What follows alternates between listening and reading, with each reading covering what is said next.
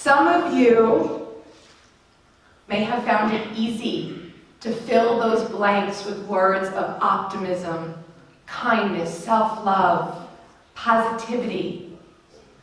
Some of us, maybe it took 2 or 3 tries. Maybe we had to discard a couple first thoughts, try again. And I am here to remind you that both are okay.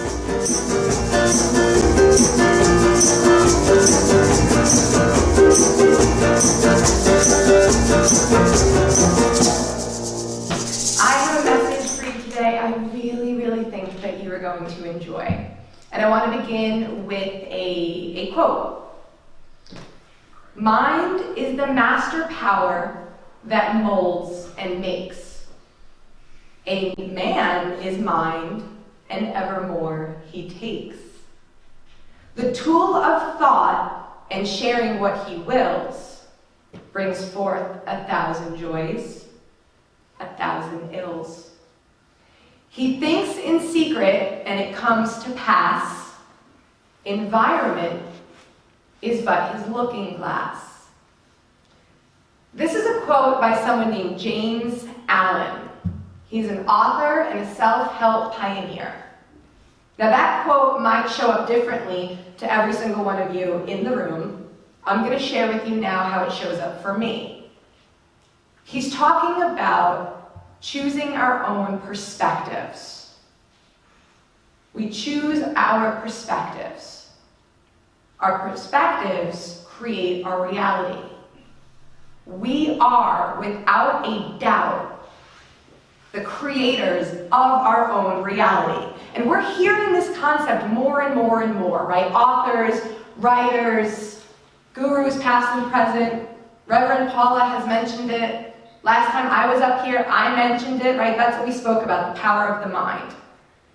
Today, we're going to take it a step further. Now that we've mastered this muscle, because that's what our mind is, it's a muscle, and now that we've really started to master it, well, what are we going to do with it? Here's what we're going to do with it today. I want you right now to take a moment and reflect on some of your kindest actions. It could be something that you did for somebody. Maybe it was something you said to somebody. Think about that moment, that selfless, from the heart, fueled by love and pure intent moment. Perhaps you paid it forward at a drive-through window, lent a listening ear to a coworker in need, complimented a stranger, helped a younger sibling with their last-minute homework project. I'm sure the list is endless. Maybe it was something you didn't do or something that you said. What if it was something that you didn't say? Hear me out on this. Let's take that last example where you were helping a child with their homework. What if the child wasn't really getting it fast enough, catching on to the material quickly? Did you call that child dumb or stupid? No, I don't believe any single one of you in this room did that.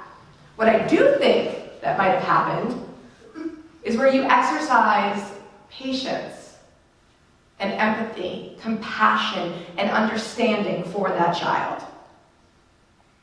That's a big deal. So as you took a moment to reflect on all of those acts of kindness, something kind you did for someone, how you treated someone, how you spoke to someone, how you didn't speak to someone. Well, what if we applied all of that to self? Welcome to self-love.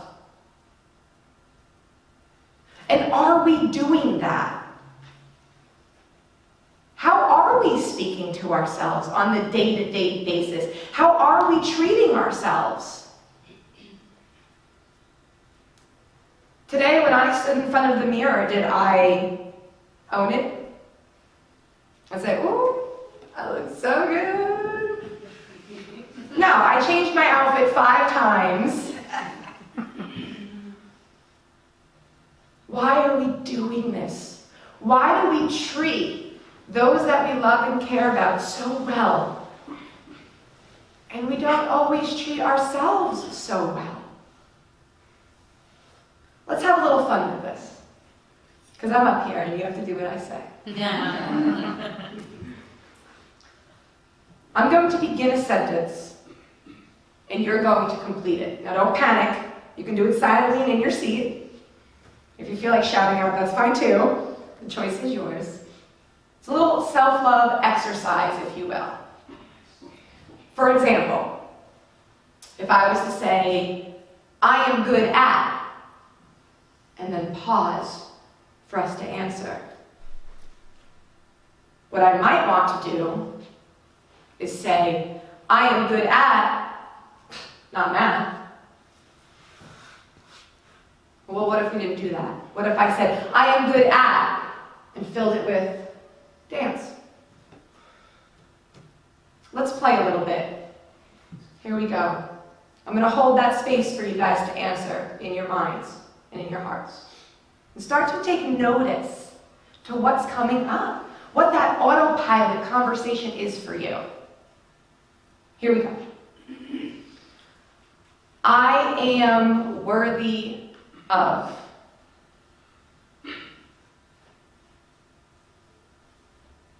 I am capable of.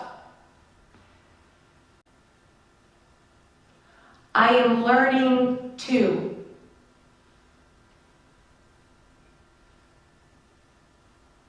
I have fun when I.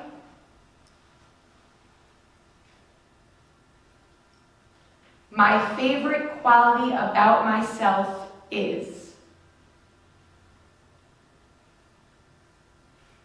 I feel the most beautiful or handsome when.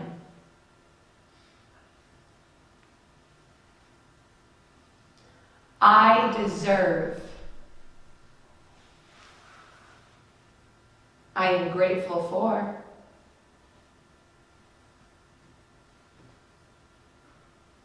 Last one. I am.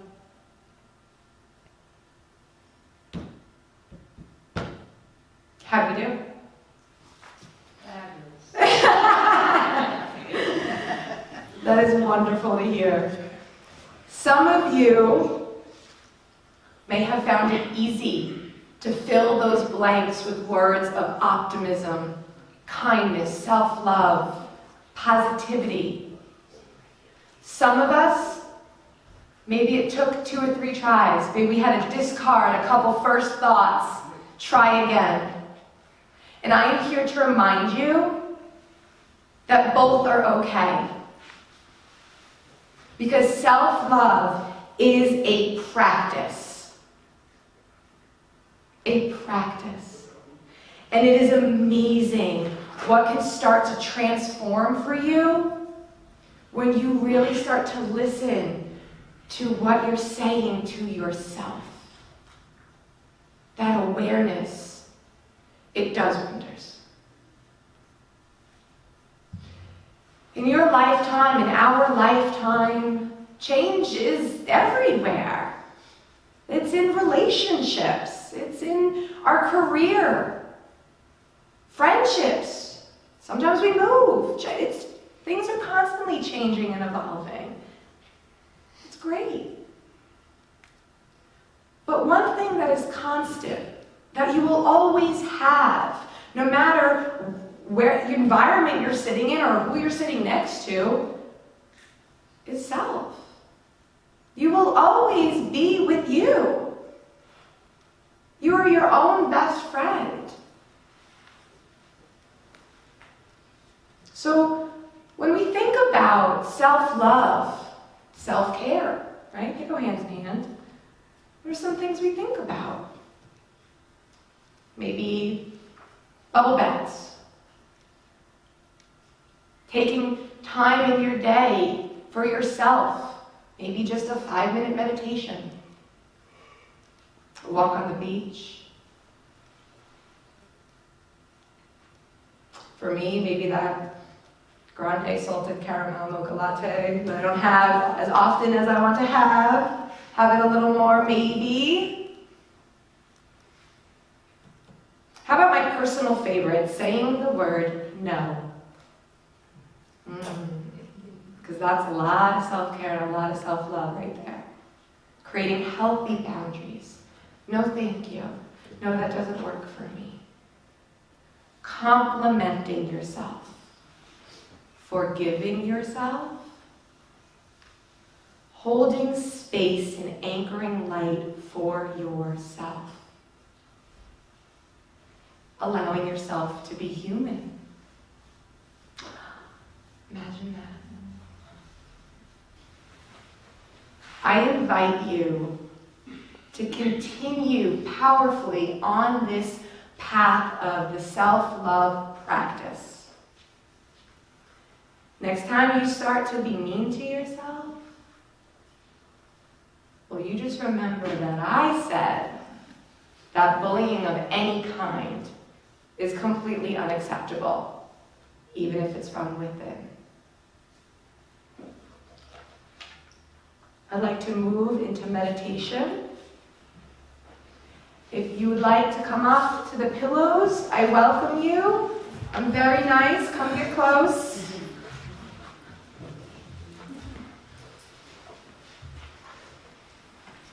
Come on down.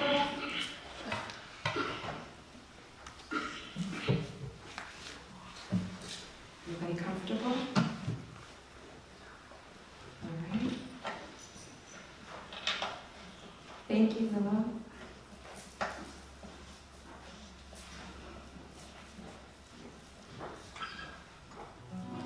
Let's begin by taking our right hand and placing it over our hearts and our left hand over our bellies.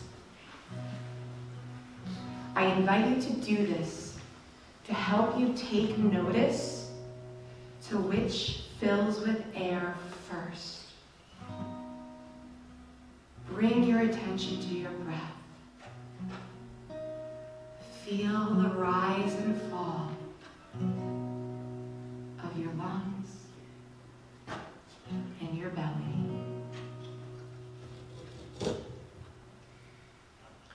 Together, we're going to take 3 deep breaths. Inhaling in 2, 3, 4. Out 2, 3, 4.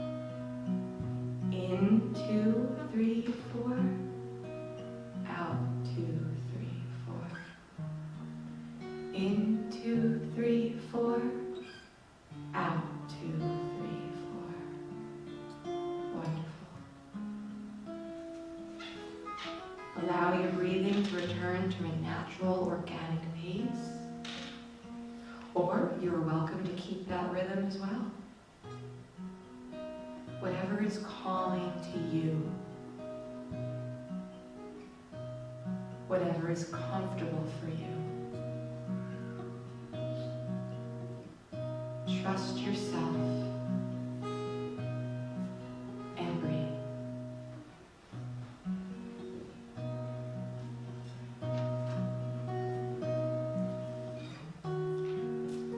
You can keep your hands here or drop them to the side. Continue to focus on your breathing.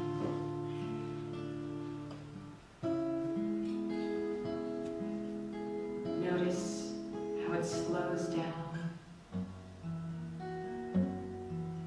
It syncs up with your heartbeat.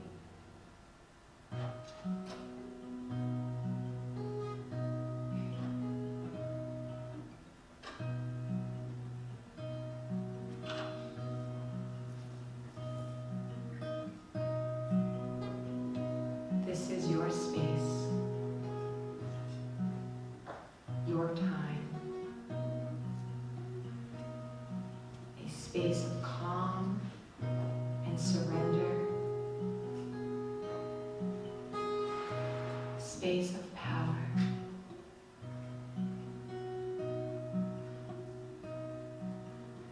have surrendered to this moment in full trust. You trust yourself to breathe. You trust your heart to beat. You trust your body to do what it does naturally.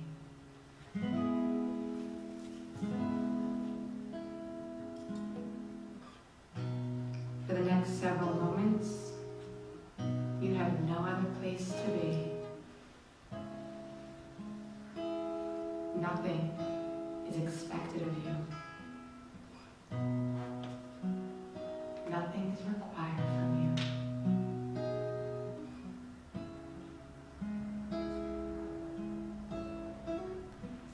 Trust the importance of just being alive.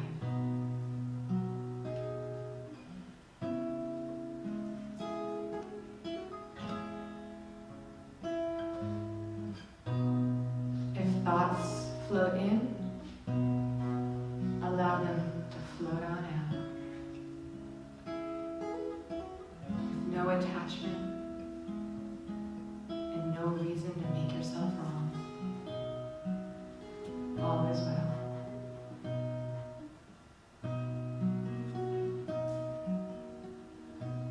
Accept this very moment for everything that it is.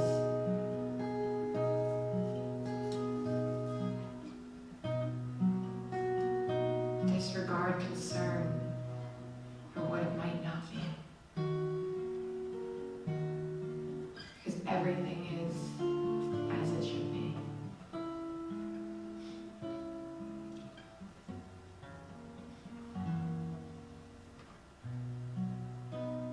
We no longer have to resist ideas, concepts, or others.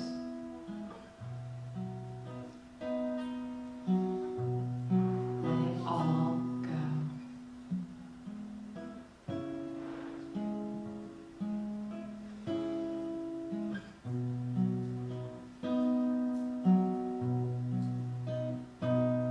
Accept everything that is now, then, and to come. Trusting yourself and your higher power. Indulging in this wondrous vibration of all knowing.